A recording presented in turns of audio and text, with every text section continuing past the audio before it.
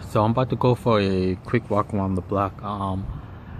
It's finally sunny today, even though it looks like it might start raining a little bit. But we still need the rain here in California. Tomorrow's gonna rain, and after tomorrow, which is Saturday, and then Sunday, and for who knows how long, it's gonna be sunny and nice and warm. It is spring after all, but I do want to say I want to give like a quick little update on how my dizziness is, because I had a few people asking me on my YouTube videos and emailing me asking me how I was doing. I'm still getting dizzy spells.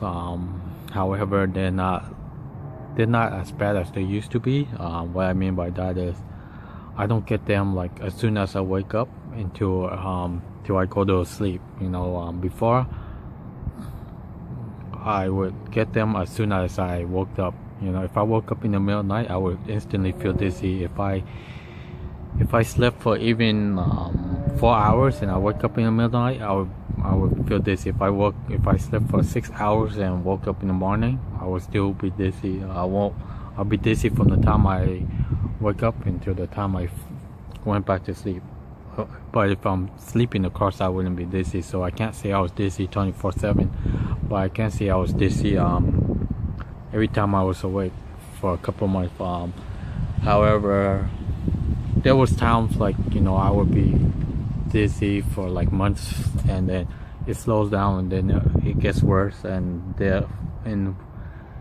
recently, for almost a year now, I would say I haven't been dizzy every day.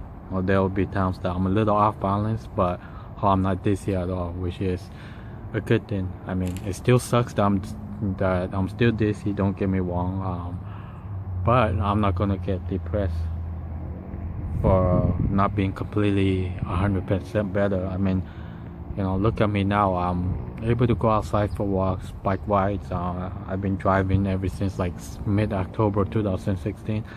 I'm not driving my car just yet. I'm not working or anything like that yet.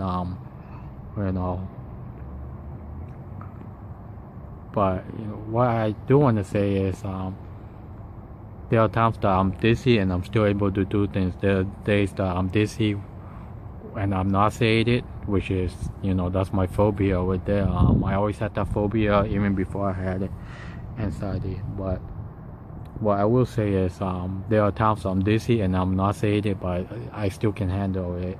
It's just depending on like how motivated I am that day. Sometimes I'll be so nauseated I can't do anything. Sometimes I'm so nauseated, but I still want to do things. It's just my mindset. You just have to know that you can do it. When you feel like you can't do it, which is like a negative thought, that's when you think you can't do it. But then you realize once you start doing it, then you're like, oh, why was it so hard? That's part of the recovery. You start thinking that you can't do it, and then you go outside and then you start doing it. Last time I sat in my driveway for like half an hour. This was before I even started going for walks, and then I would be like saying, I wish I can go outside my house, and then I realized I've been sitting in my driveway for half an hour. Some people might say, what's the big deal? That's your driveway. Some of us, including myself, had a hard time opening the front door. I was like that. I had a hard time even going into the kitchen without panicking. I couldn't even go to the bathroom without panicking. What I do want to mention, what my dizzy spells feel like. What I mean by dizzy is like feeling off balance, feeling like I'm swaying left and right. Sometimes it feels like like my body is not properly aligned. What I mean by that, sometimes you can look at me, I can be like sitting down with my neck and my head tilted towards the left or tilted to the left, but I can't feel like I can't keep my neck perfectly aligned with the rest of my body. I feel like I always have to like lean against the left or the right, which is part of that tilting sensation. When I feel like I'm tilting,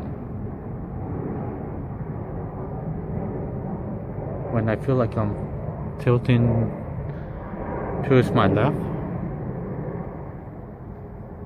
If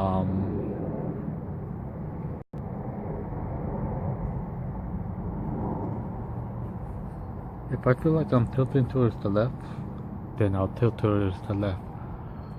You know, if I feel like I'm tilting towards the right, I'll tilt towards the left. You know, but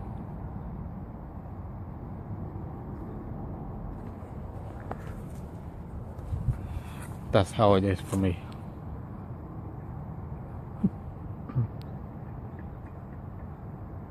The other thing that with the dizziness, sometimes I feel like I'm walking on a boat. Sometimes I feel like the floor is moving. Sometimes I feel like I'm going up and down the elevator, you know.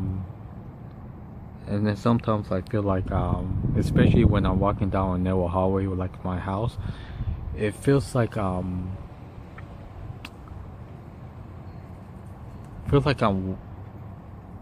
walking on the wall, if that makes sense. You know, it's like a weird sensation. And then there are times I feel like the walls is closing in on me. You know,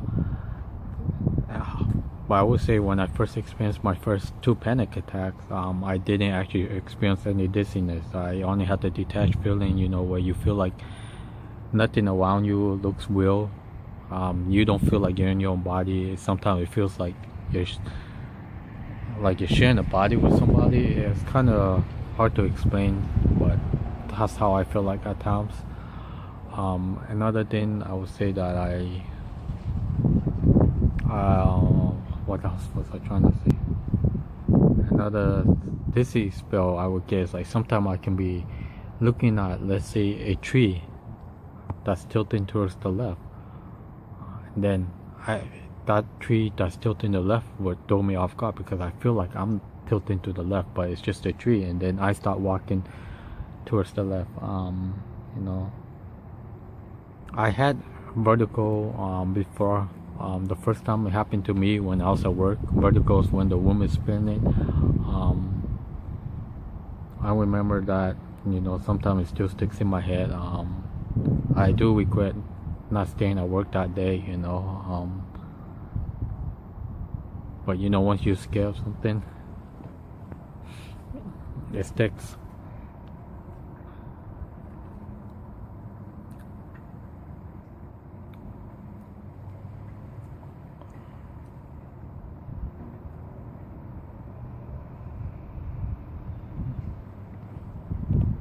And the other thing that I do notice, sometimes it feels like when I'm looking at things, everything's kind of shaky, like my vision. But you know, I don't consider that dizziness. It's just like, you know, your eyes are just like trying to adjust to what you're looking at. But you know, another thing I would say, when I'm sitting down on like my driveway, you know how driveway has that little slope, it feels like I'm about to fall face forward.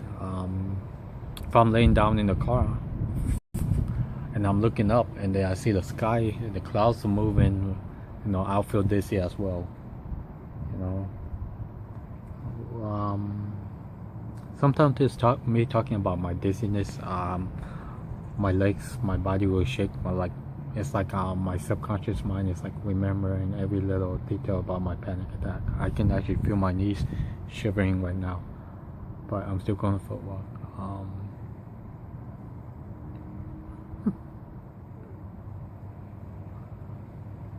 As far as vertigo, one day at work, I remember, I think it was like in late May 2016, I was sitting down at first, checking my work email, and then I just felt like I was sinking to the ground. Not just sinking to the ground, but I also felt like I also felt the vertigo when I stood up. Everything was spinning. I just couldn't like stand still, you know. And from there on, I started being afraid of leaving my house. You know, I did go to the doctor, my regular family doctor. He ran an EKG on me because I told him my heart had been racing, I've been getting dizzy, I had been having chest pain. At the time, I didn't get headaches, I didn't get nauseated, nothing like that. those came along after I started experiencing my panic attacks at work, and I started getting scared going to work. As soon as I got scared to leave my house, that's when I noticed I was getting more symptoms.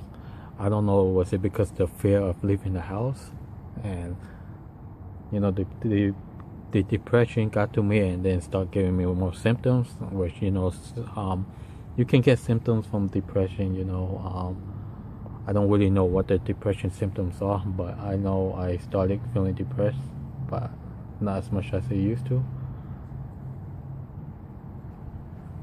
Other thing I didn't understand is when I was laying down trying to fall asleep, I would get vertigo when I had my eyes closed. Only when my eyes were closed. If I had my eyes open laying down, then I would just have the normal dizziness.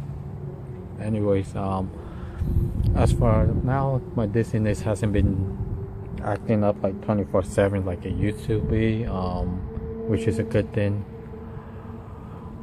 But you know, it could be better, it could be worse, but I'll take it as it is lately, you know, which is not there every day, or not there for hours like it used to be. There are times I can be completely dizzy and I don't even care. And there are times that I can be a little dizzy and it gets to me. You know, it's just depending on the day. I also will say, if I'm dizzy and my body is completely tense, if I take my fingers, my 5 fingers, and I like gently massage the back of my head down my spine, it releases the tension, and I can feel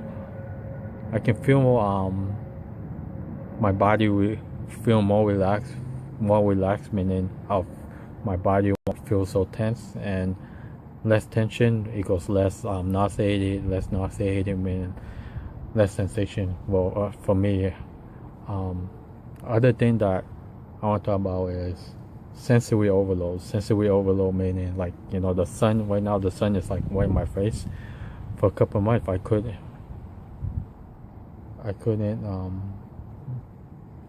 leave my house.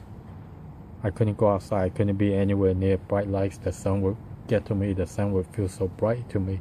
It would give me depression, because, you know, when it's sunny, you want to go outside and enjoy the sun. You want to go swimming. You want to go to the beach. You know, you want to go for a walk in the sun. No one really likes going for a walk in the rain.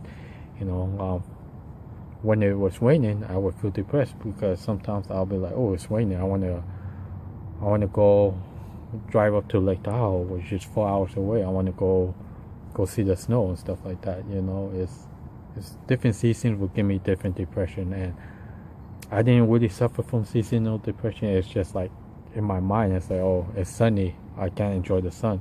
It's cloudy, it's raining here, I can't go enjoy the snow about 4 hours away.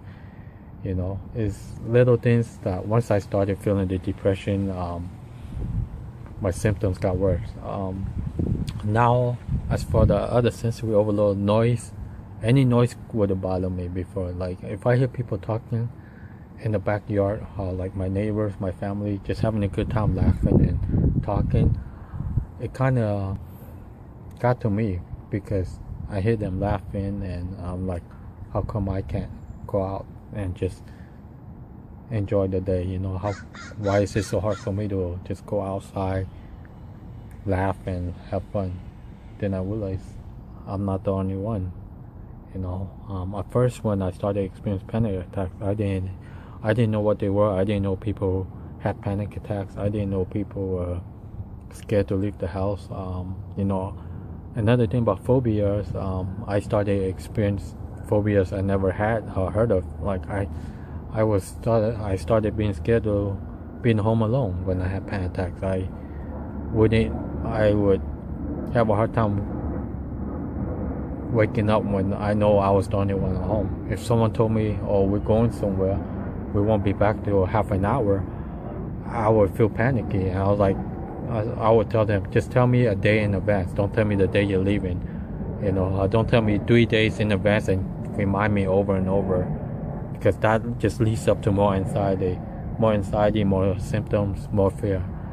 But now I'm okay being home alone. Anyways, I'm going to go for my walk now.